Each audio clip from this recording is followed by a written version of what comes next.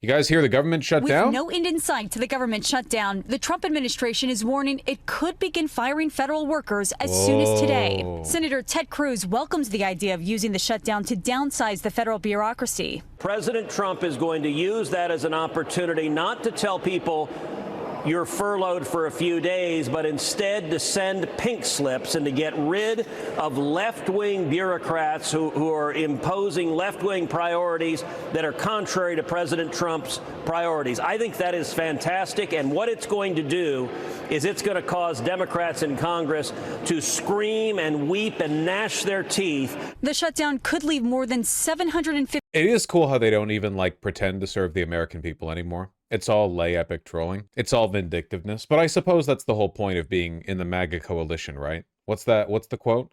The reason people like Trump is that on a long enough timeline, he will humiliate someone that you hate. Yeah, so the shutdown is happening. The Republicans are using this as an excuse to do away with everything that they were already going to do away with. They are already breaking the law, after all. The Republicans have been nonstop cutting congressionally appropriated funding, which is illegal. They've been doing it anyway.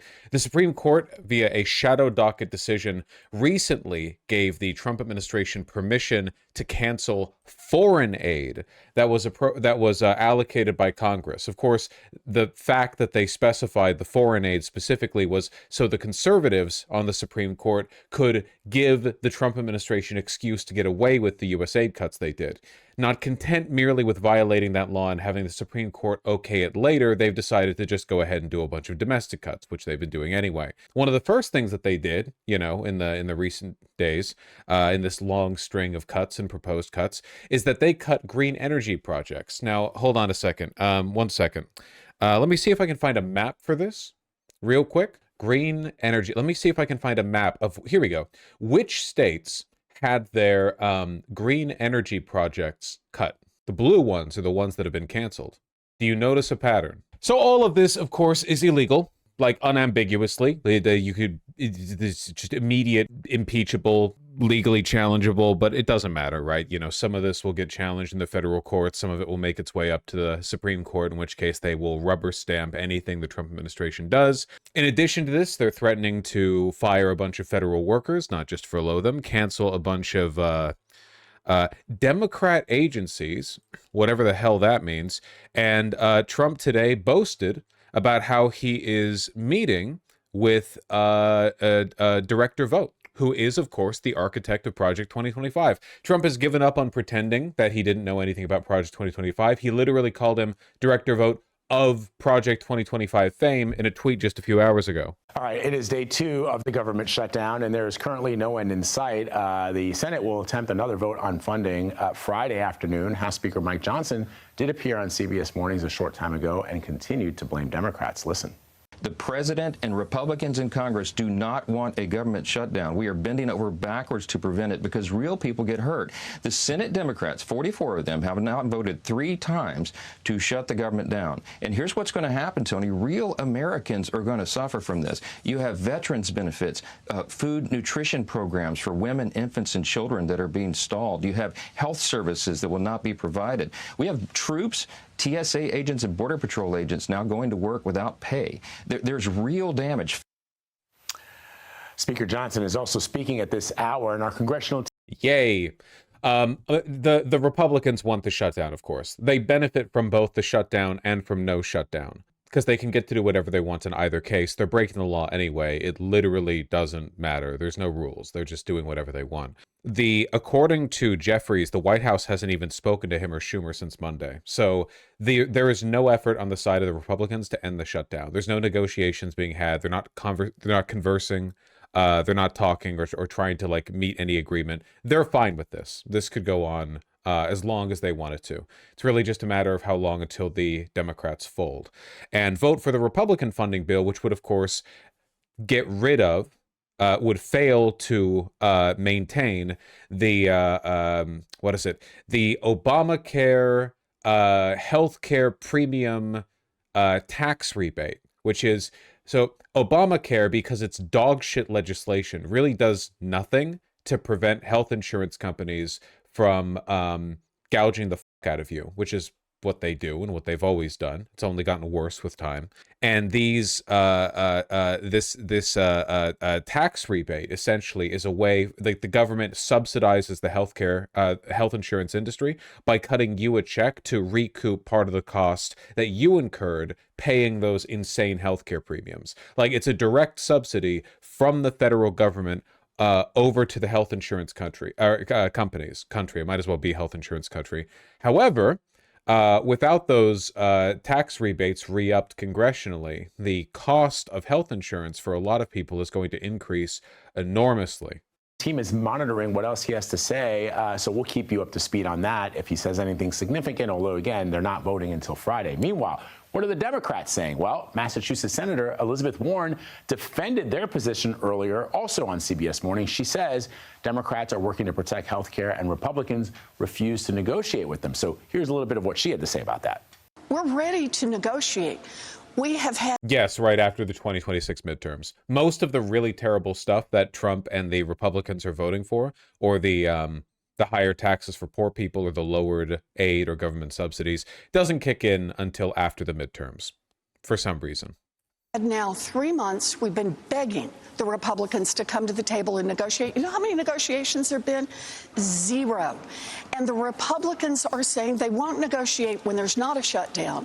They won't negotiate when there is a shutdown. So far, they won't negotiate at all. We are only fighting not to expand the money that's spent on health care, just to roll back the cuts so that what health care coverage people had last June, they will still have. Doesn't that mean if the Dems win back Congress in the midterms, they can undo it before bad things happen? No, that is not what that means. They could not do that. In October, November, December, and going forward.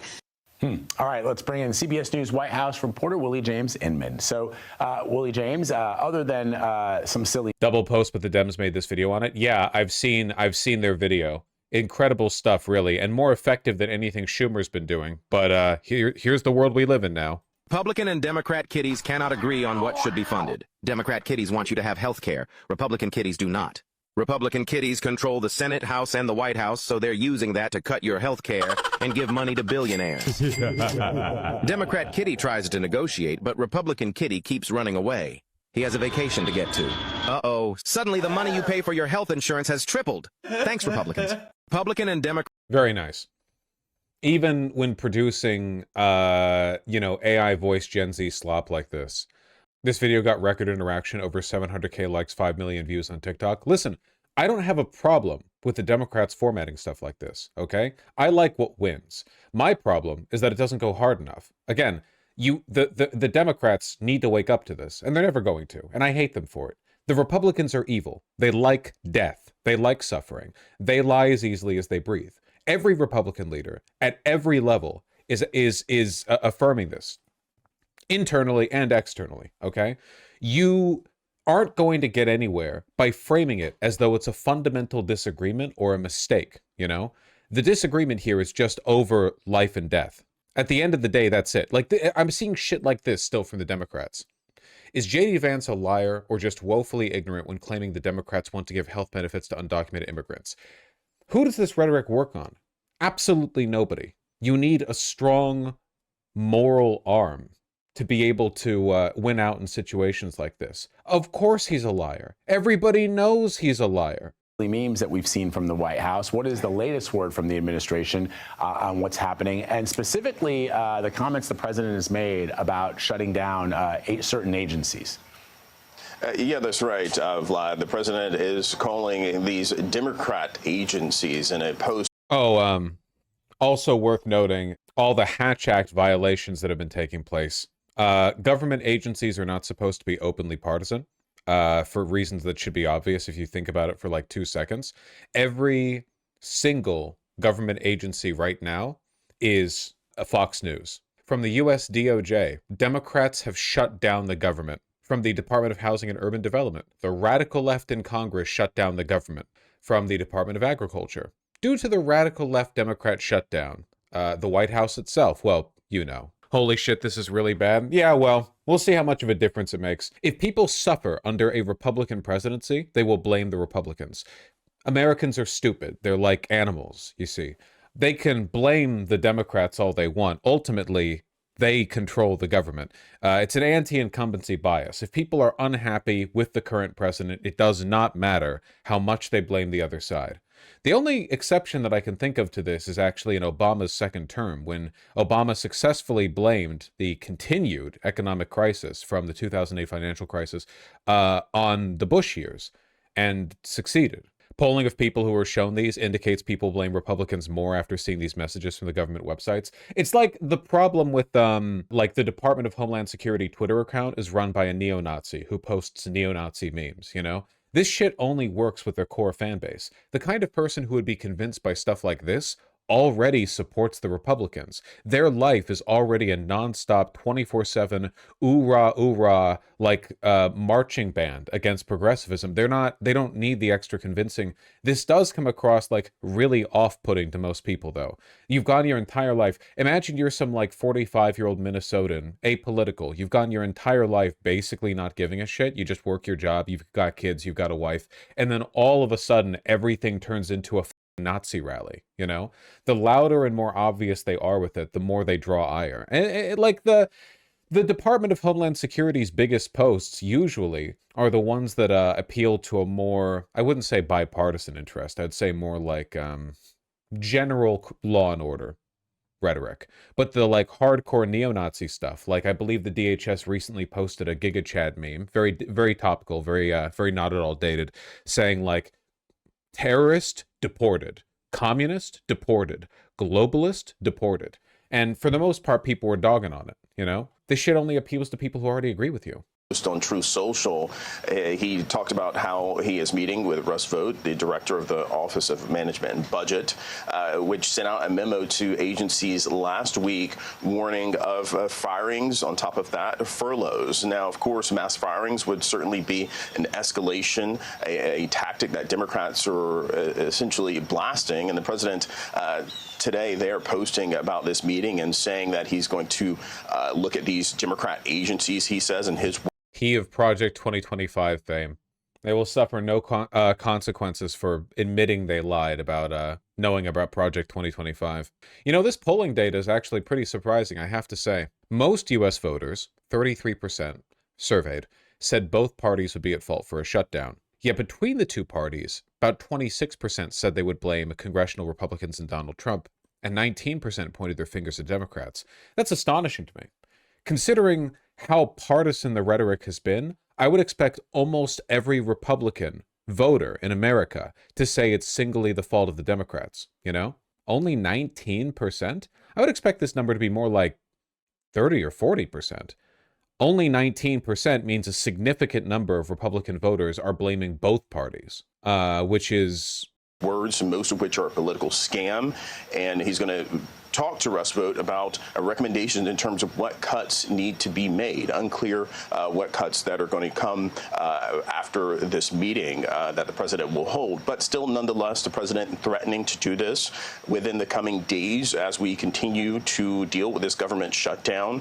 In day two, we, of course, know the White House has really casted the blame towards Democrats, saying... Can you explain any reason why I should care the government shutting down if I'm not a government employee? Sure. So if you rewind the stream VOD, which you can do on YouTube even while the stream is live, by 19 minutes, I will begin what I call a segment where I talk about the effects of the shutdown and what the Republicans are going to do with it.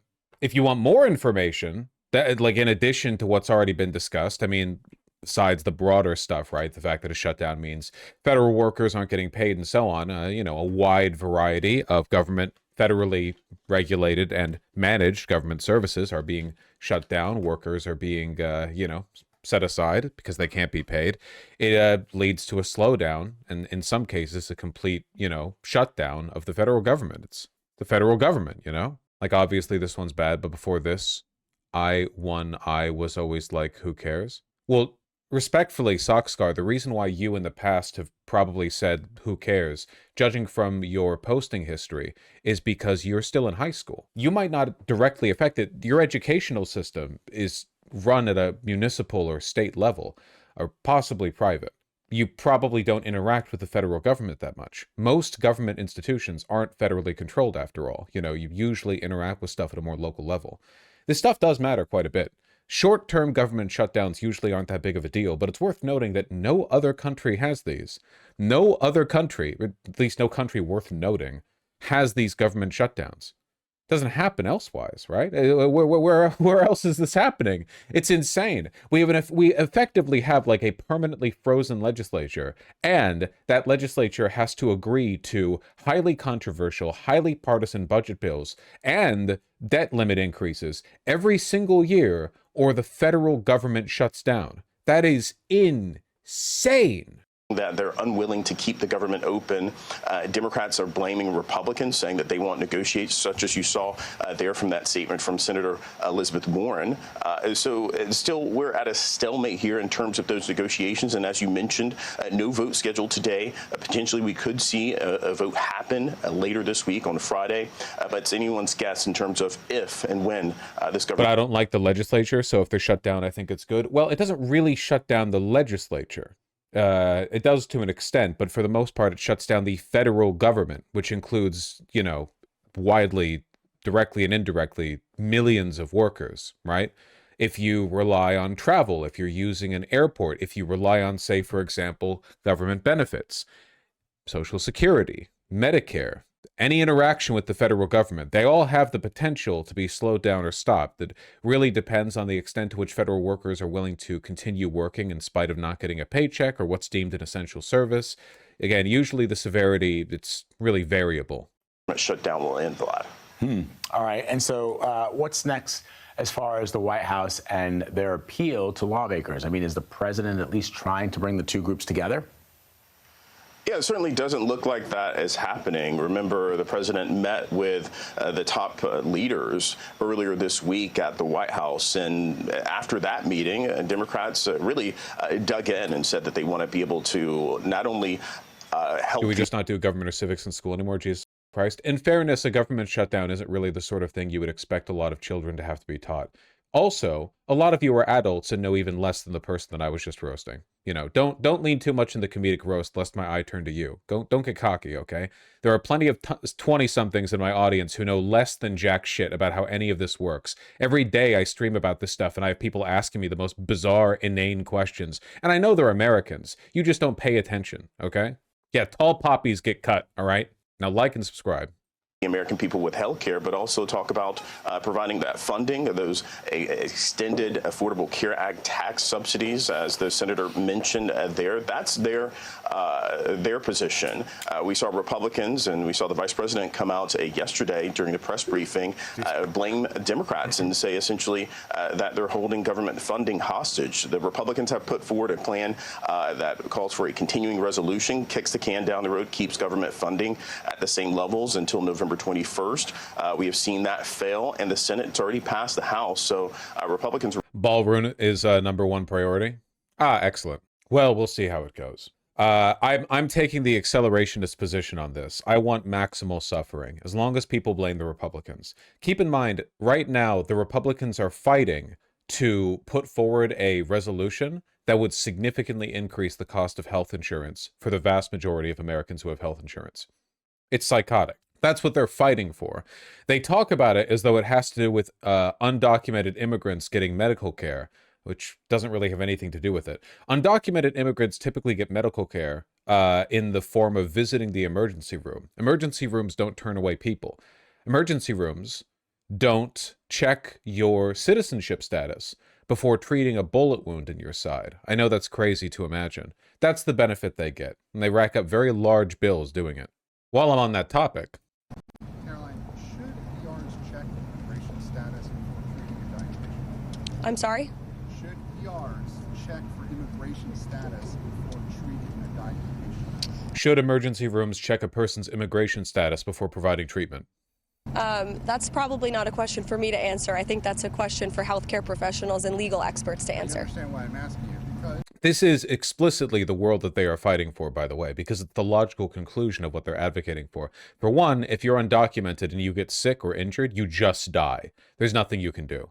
And for two, if you, a citizen or a documented immigrant, want to use the emergency room, the doctors then have to fret over proving your immigration status. Which, how exactly would they do that if you got into a car accident, you were a passenger, and you didn't have your wallet on you?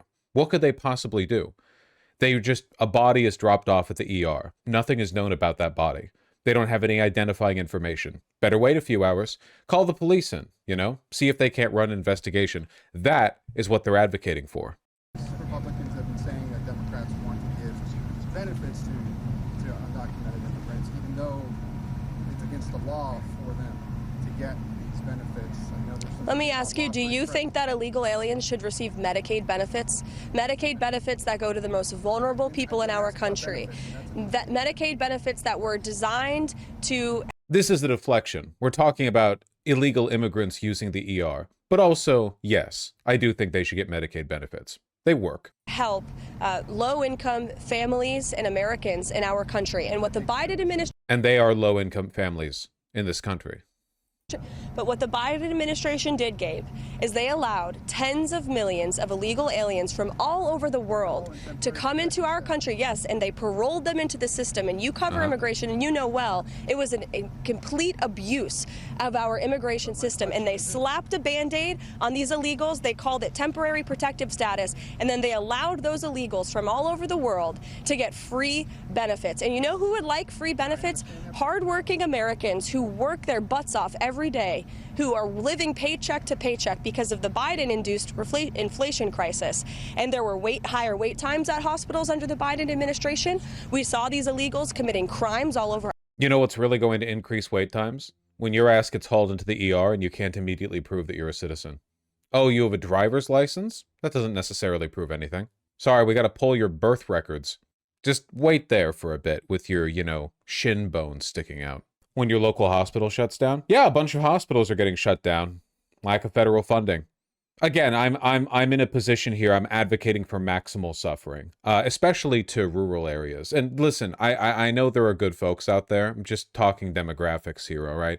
I'm sorry for the collateral damage, but it seems like the only thing that's going to motivate this country to move forward from this era is everyone is just worse off because of this administration. There is a reason why the administration keeps backlogging some of their worst cuts to after the midterms. They know perfectly well what they're doing, okay?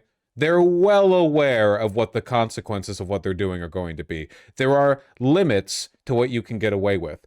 China maintains, the Chinese Communist Party maintains their power because they've lifted like 1 billion people out of poverty, all right? Nazis, they presided over more or less the end of the Great Depression and its effects over Germany. You need some kind of economic miracle or the improvement of people's living conditions to earn their trust enough to get away with what you're about to do. In this case, that shit is not happening. You check the job reports lately? We'll talk about that next. If you check the job reports lately, we're not getting that initial gift of good faith. No. Not this time. Our country, and they're getting things for free. That is fundamentally unfair, and this administration is not going to support it. Should ERs, if a person comes in with a stroke or a bullet wound or is bleeding out, should they ask for immigration status before treating that person? Gabe, I don't speak for emergency rooms across the country. I speak for the President of the United States, and that's what he believes on this policy. Nancy. They would absolutely deny people the emergency room coverage until they've proved their citizenship, if they could. That's not really like up to the president, though. That's not really something that can be done there. She seems irritated by this. That's literally, she talks this way every day. Her job is to get a good question and then to get really offended by it and then answer a different question. She does it hundreds of times every day. That's not an exaggeration. If you actually watch one of these, it's the same for every question. What, didn't she answer a question once by literally responding, "How dare you?" or something like that? Let me see. Here's her saying that she disagrees with the Pope when the Pope said that treating people inhumanely is bad. A comment that's gotten a lot of global attention. Here we go. I don't care about this. You know she's evil. Here, this one. How did the White House decide that it is appropriate for Jared Kushner to be working on matters that involve Qatar, the UAE, Saudi Arabia, 3 countries that combined have given him more than $2.5 billion for his investment firm. I think it's, frankly, despicable that you're trying to suggest that it's inappropriate for Jared Kushner, who is widely respected. How dare you? How dare you? This is a response to everything, man. Any like remotely difficult question, she responds the exact same way. Widely respected. This like unelected fuckwit. Yeah. Billionaire. Saudi stooge. Soy fascism? I would posit there is no other kind of fascism.